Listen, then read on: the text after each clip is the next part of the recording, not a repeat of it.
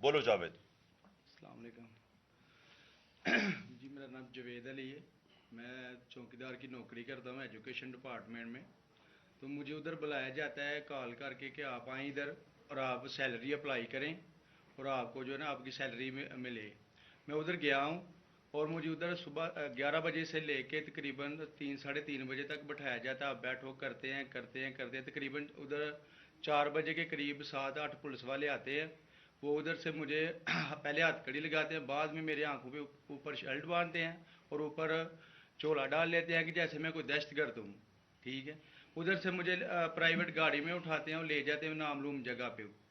ادھر جا کے میرے اوپر مارک چڑھا ہوتا ہے, آنکھیں باندھی ہوتی ہیں.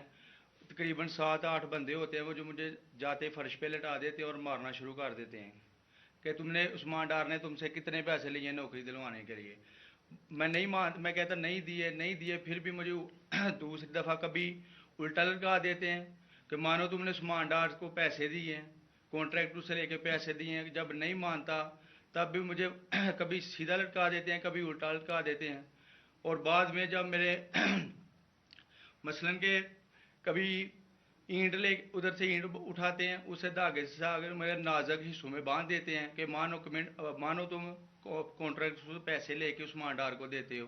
کپڑے اتارتے ہیں, بتاؤ بعد ذرا. میں مجھے ننگا کرتے ہیں, کپڑے اتارتے ہیں, کپڑے اتار کے ادھر فرش پہ بٹھا دیتے ہیں کہ مانو تم نے عثمان ڈار کو پیسے دیے ہیں. جب نہیں مانتا تو پھر ادھر سے کہتے ہیں کہ ایک ڈالا بھیجو, اس کی بیوی کو اٹھاؤ, اس کے بچے کو اٹھاؤ اور ادھر اس کو لا کر اس کو برہنہ کرو, اس کی ویڈیو بناؤ, فیس بک پہ ڈالو اور بلیک میل کرو.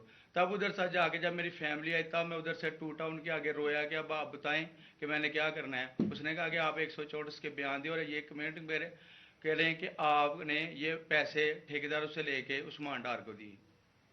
یہ بتائیں آپ کہ کوئی یہ سب چپ ہو جاتے تھے جب کوئی آتا تھا ایک ادھر آدمی. جب میری تو آنکھیں باندھی ہوتی تھی ٹھیک, اس وقت جب کوئی آتا تھا ادھر کوئی افسر آتا تھا, یہ کہتے تھے کہ بڑے صاحب آ گئے ہیں, بڑے صاحب آ گئے ہیں, اور سب سائلنٹ ہو جاتے تھے.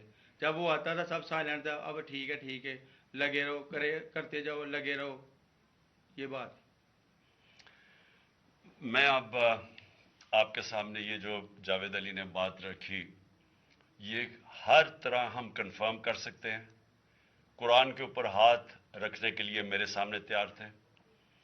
یہ عثمان ڈار کو پھنسانے کے لیے, اس کو کرپشن کیسز میں لانے کے لیے, یہ ساری چیز, یہ جو اس سے 164 کا بیان دلوایا گیا, اور پھر بیوی بچوں کو ساتھ والے کمرے میں لا کے ان کو کہا کہ اس کو ننگا کریں گے. یہ سیدھی بات بتائے, بیوی کو کہا کہ اس کو ننگا کر کے اس کی تصویریں بنائیں گے اور پھر فیس بک پہ چلائیں گے.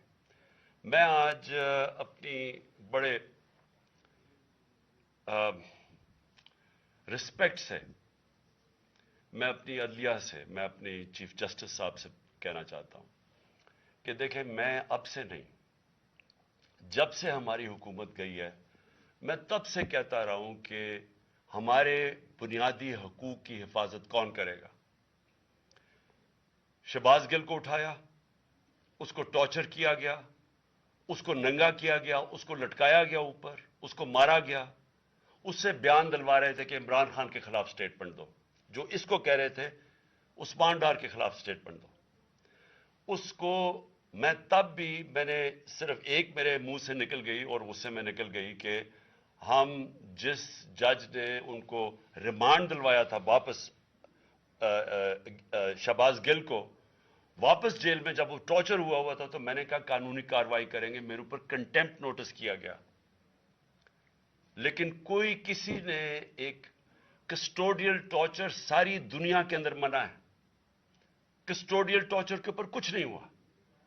پھر اعظم سواتی کو اٹھایا گیا اور ساری قوم کے سامنے جو اعظم سواتی نے اپنے زبان سے بتایا کہ اسے کیا گیا, ایک ٹویٹ کے اوپر, اس کا صرف ایک ٹویٹ کر دی تھی اس نے کہ NRO2 باجوہ نے دیا, جو سب قوم جانتی ہے.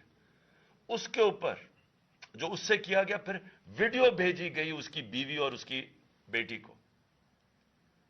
ایسی چیزیں اس ملک کی تاریخ میں کبھی نہیں ہوئی, یا میں تو نہیں کبھی سنی تھی ایسی چیزیں. شاید دہشت گردوں سے ہوتی ہوں, شاید کوئی باہر کے جاسوسوں سے ہوتی ہو, غداروں سے, لیکن اپنے شہریوں کو اس طرح کرنا اس ملک کی تاریخ میں کبھی نہیں ہوا.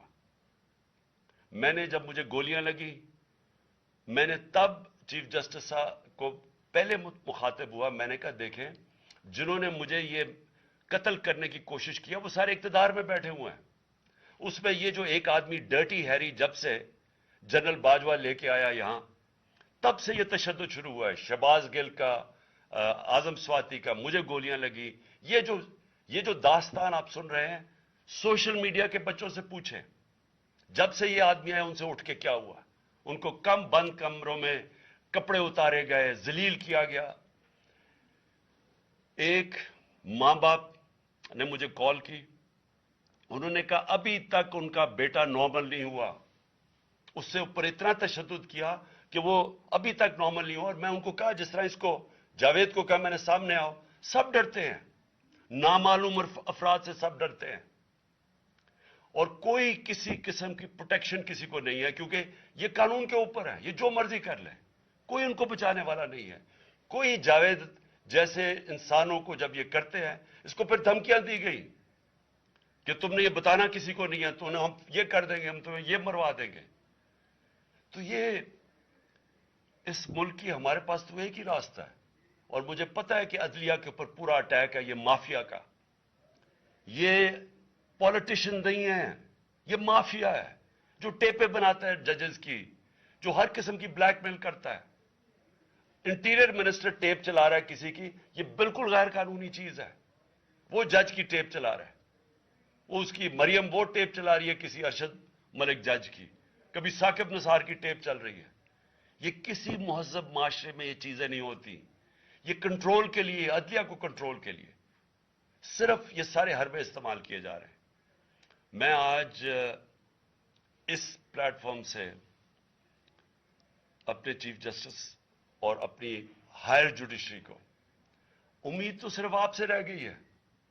اس وقت جو جس طرح کا ظلم کیا جا رہا ہے, یہ نامعلوم افراد جو کر رہے ہیں اس ملک کے ساتھ, اور خاص طور پہ جو ڈرٹی ہیری ہے, میری ساری انہوں نے, یہ کیسے ہو سکتا ہے کہ میری جو ساری جے آئی ٹی کی رپورٹ تھی جو انہوں نے فورینسک ایویڈنس جمع کی ہوئی تھی وہ ساری ختم کر دی ہے.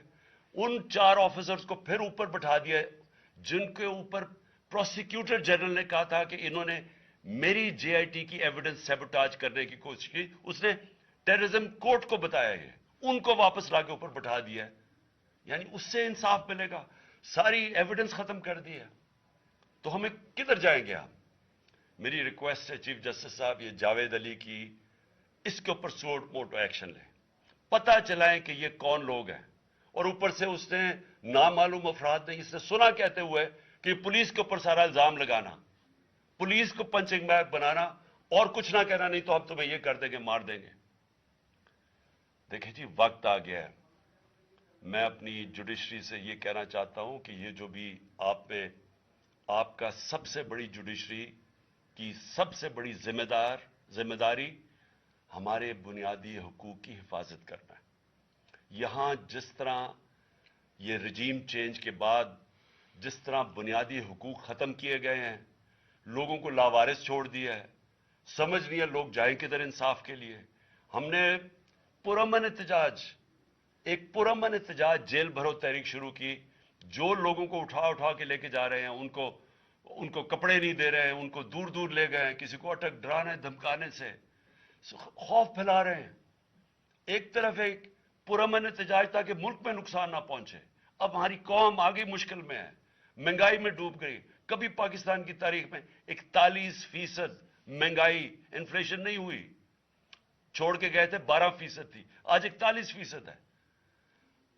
ہم اس کے احتجاج کریں کہ چور اوپر بٹھا دیے, این آر او مل گیا ہے, پکڑ کے یہ حالات ہوتا ہے, سب کو ڈرانا دھمکانا, جرنلسٹ کو, صحافیوں کو, ٹی وی چینلز کو. تو میں صرف چیف جسٹس صاحب اور آپ اپنے سپریم کورٹ سے آج خاص درخواست کرتا ہوں کہ یہ جاوید علی کی کہانی سنیں, پوچھیں کون ذمہ دار ہے, کہیں تو لائن ڈرا کریں کہ اب ان کو خوف تو ہو کہ کوئی کھڑا ہے ان کے لیے, عوام کے لیے, عوام کے ساتھ کھڑا ہے. کوئی تو ایکشن لیں تاکہ عوام کو کوئی حوصلہ ہو کہ ہماری عدلیہ ہمیں بچائے گی. کون بچائے گا جاوید सोचें कि बीवी बच्चों को साथ वाले कमरे में जाके कहते हैं उसको नंगा करके उसको हम उसकी तस्वीरें बनाएंगे। ये कौन से माशरे में होता है? ये कौन, ये कोई गद्दार है? कोई एक चौकीदार की क्लास 4 की नौकरी कर रहा है, उससे उठा के ये किया कि जी इसके खिलाफ एविडेंस दे, कि वो देगी जी कितना आपने इसके लिए कितनी, पता नहीं किधर से इसने क्लास 4 के चौकीदार ने पता नहीं कैसे पैसे बना के देने थे इसको, लेकिन कोई एविडेंस मिल जाए ताकि किसी तरह तहरीक इंसाफ का जो सियालकोट का हमारा डिस्ट्रिक्ट का प्रेसिडेंट है उसको किसी तरह गंदा किया जाए और उसको किसी तरह नाअहल किया जाए, किसी तरह एंटी करप्शन में आ जाए। और ये है पंजाब की जो इन्होंने केयर टेकर गवर्नमेंट, ये जो एक बददियानतदार एक मैं इसका नाम मुझे समझ नहीं आता कि ऐसा घटिया चीफ इलेक्शन कमिश्नर इस मुल्क की तारीख में नहीं आया, कि शर्म नहीं आई कि न्यूट्रल केयर टेकर ये हरकतें करता है। ये न्यूट्रल केयर टेकर के नीचे हो रहा है।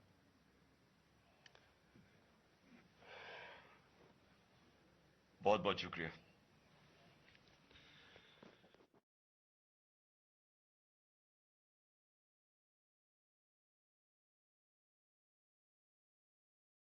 साहिबा, क्या ये साजिश नहीं थी कि आपकी जमात ने सिर्फ 10 महीने में गरीब आवाम की चीखें निकलवा दी हैं? क्या ये साजिश नहीं थी कि 10 महीनों में इस मुल्क को बरसों पीछे धकेल दिया गया? क्या ये साजिश नहीं थी कि मुल्क को डिफॉल्ट के करीब ला खड़ा किया? इस हुकूमत ने आवाम को जीने के काबिल तक नहीं छोड़ा और ना ही मरने के काबिल छोड़े। मरियम साहिबा, ये साजिश, ये तबाही किसी 5 के टोले की नहीं बल्कि दर्जन भर जमातों के उस टोले की है जिसे पीडीएम कहा जाता है। पीडीएम